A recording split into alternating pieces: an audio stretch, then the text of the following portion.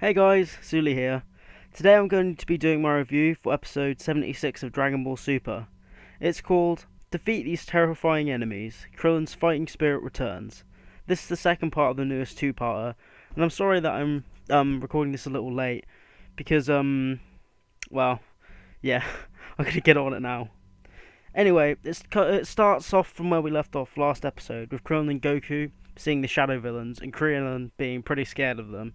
He sees Tambourine, and then has a flashback about when Tambourine killed him in the original Dragon Ball, which has been reanimated, which was really nice to see. However, it also shows the other shadow creatures of Frieza and Buu appear and show the scenes where they killed him also, and they didn't reanimate those for some reason, which is a little strange. They didn't really need to reanimate them all anyway, but they reanimated the Tambourine one, and then they didn't reanimate the other two. So that's kind of strange, but it's a little nitpick, but there you go. Krillin and Goku then team up with a double Kamehameha to try and get rid of them, obviously, and it seems successful. And then Goku's happy about destroying them, and Krillin doesn't look very happy, and Goku pretty much wants to... He enjoyed the fight pretty much, and Krillin is really angry at Goku because he was really scared of them, and essentially Goku's just like, Krillin, what's up with you? And Krillin shouts at Goku, telling him that he's not like him, and that he doesn't enjoy battle, and Krillin's kind of done at this point. He doesn't want to continue the training, and he says, I don't want to get stronger if this is what I have to go through. And he begins to fly away, and Goku goes after him, and this was a really emotional scene, and it kind of hit me because we kind of knew Krillin's situation, but him flat out saying that and trying to run away really kind of hit me in a way. But anyway, the forest stops him from leaving, and a load of vines and the tree branches shoot up to block the way out, and Krillin's really not happy about it.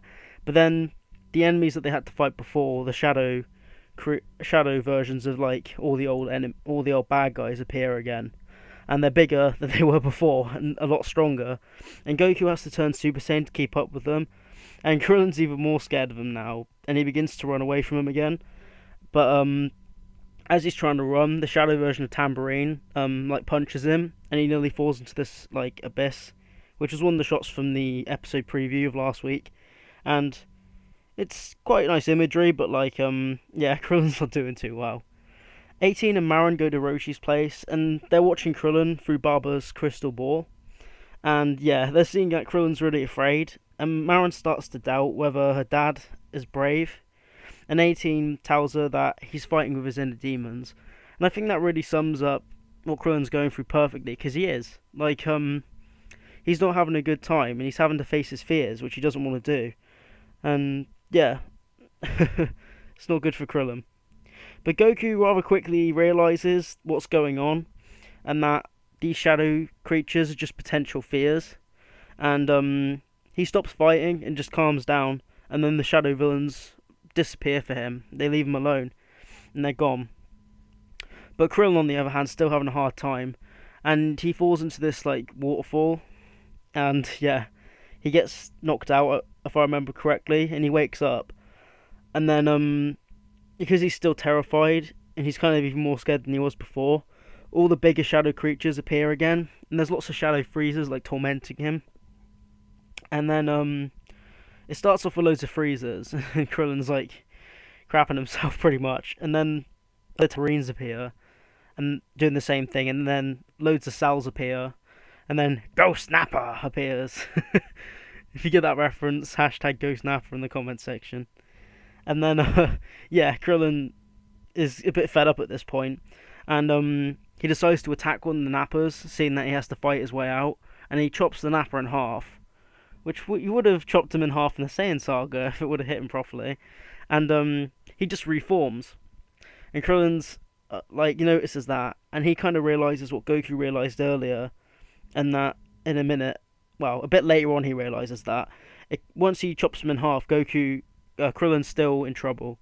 But then Goku hears Krillin screaming in the distance and wants to help him, but he knows if he raises his energy and tries to fly towards him, the shadow creatures are trying to attack him again. So he calls an old friend to help him. Nimbus!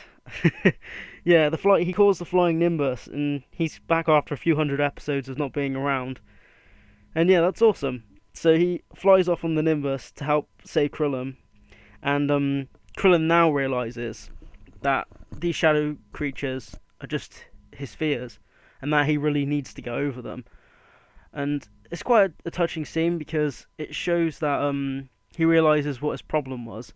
Like, of course, he realizes everyone's scared in those kind of situations, but he needs to learn how to get over his fears, or at least be able to face them to push forward and become a better person overall.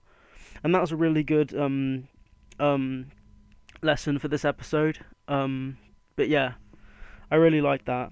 Well, anyway, as Goku's going to get to Krillin, Master Roshi sees that Krillin's learnt the lesson he wanted to teach him, but he wants him to really cement through it and make sure that he surpasses himself while he's learnt this lesson. So he summons a version of Super Shenron from Universe 6, with the Super Dragon Balls, if you remember him. And it's a bit weird because Roshi never saw Super Shenron, but I guess they took the forest, like, read Goku's memories and summoned him. But yeah, he looks pretty intimidating. But he actually wraps himself around Goku and Nimbus, and the problem is for Goku is that he can't get out, and essentially Krillin goes to help Goku because he's running off because he hears Goku in trouble, and he sees it.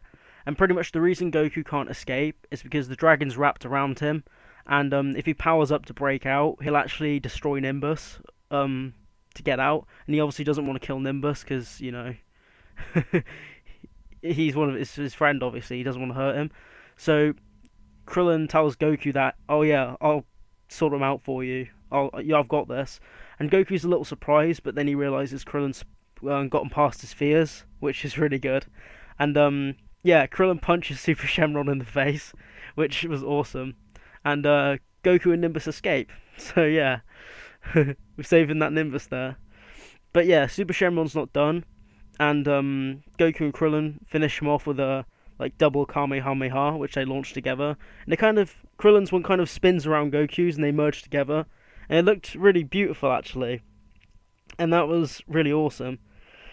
And yeah, so essentially, after Krillin saves Goku, the main conflict of the episode's been resolved, and the special paradise fruit, the paradise flower, Roshi's wanted them to go get, starts growing everywhere, and they collect them all and fly back to Kame House. And then, essentially, when they get back, due to them not counting it as a race, Roshi says that he won't teach them the technique he was going to teach them about raising their power. But Krillin tells him that, well, what he already knew, there wasn't really a technique. The actual lesson, and the technique, you could say, for this lesson was that it was so Krillin and Goku could learn that to get stronger, they need to know how to control their mind and their body, which Goku already knew, but it was really Krillin who needed that kind of refresh on that lesson, because he was obviously scared, and he was letting his fears get the best of him. But yeah, Roshi agrees with Krillin and says he's right. And then Roshi decides to stuff his face below the paradise flowers, and he feels great after that. So he feels like he could live forever, which is really nice. I'm glad Roshi's alright, considering he's going to be fighting in the Universal Survival Arc tournament. But yeah, anyway, 18 and Marin congratulate Krillin on him completing his lesson and surpassing himself. And Krillin's obviously really happy about that, and he's happy they saw him do that. And 18's really proud of him, and it's a really nice moment.